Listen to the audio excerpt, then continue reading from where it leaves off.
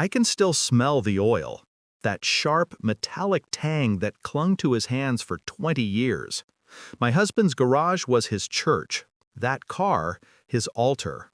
He spent nights polishing bolts smaller than my fingernails, restoring pieces no one else cared to touch. He used to say, "When I'm gone, that car will outlive me." He was right, just not in the way he thought.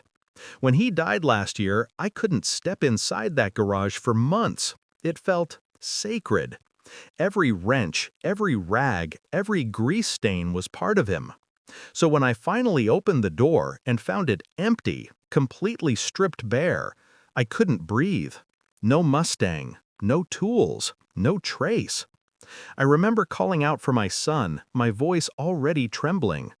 He didn't even look guilty when he said it. "I sold it, Mom. My wife wanted Paris. Get over it." Just like that. 20 years of my husband's life. Gone. For a honeymoon he'd never get to take me on.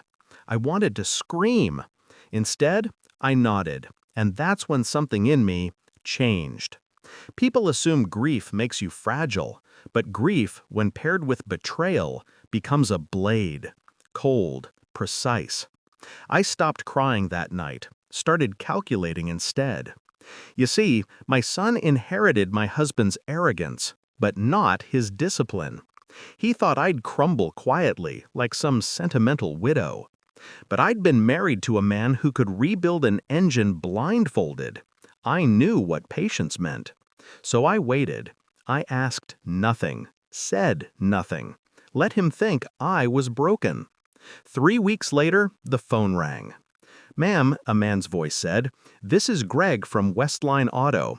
We just received your husband's car. There's something you need to come see." My pulse spiked.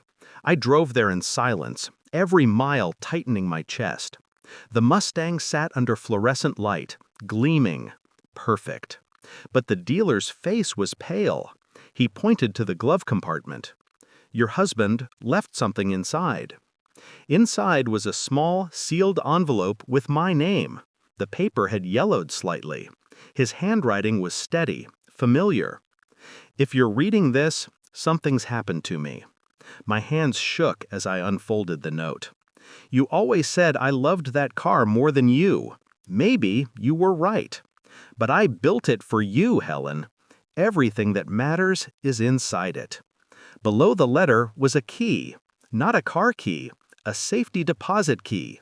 The manager recognized it immediately. My husband had rented box 14 2 months before his stroke. Inside, 2 folders, a USB drive, and a sealed will. That's when the truth came apart, line by line. My son had forged my husband's signature on power of attorney documents while he was in the hospital. He'd sold stocks, transferred assets, everything. The Mustang wasn't just sentimental, it was collateral for an insurance policy worth $1.2 million. But my husband wasn't stupid. He'd seen the signs too. The new will revoked everything. My son got nothing. Not the house, not the savings, not even the garage. The insurance payout, every account, every hidden investment, all transferred to me, held until after the car was illegally sold. He'd predicted this. He knew his son's greed, and he'd left the perfect trail to expose it. I didn't confront my son right away. I wanted him comfortable, cocky. When the letter from the lawyer arrived, he opened it at my kitchen table, expecting his inheritance. I watched his smile fade, watched his throat tighten as the reality sank in.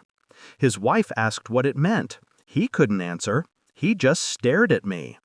I slid the envelope across the table, the one with his forged signature inside. "Your father built that car for me," I said softly. "You sold it for a trip to Paris. Now, you can sell your excuses." He tried to shout, but I was already walking away. The lawyer would handle the rest. Fraud charges, restitution, revoked rights. Cold, precise justice. I went back to the garage later that evening. The Mustang sat there again, home at last. The engine purred when I turned the key, smooth as if it had been waiting for me all along. In the glove box, I left a single note. You were right. It does outlive you. And as the garage door closed, I realized something. I wasn't just hearing the hum of an engine. I was hearing the sound of closure. My husband built that car with love. Our son sold it for greed. And I drove it away for peace.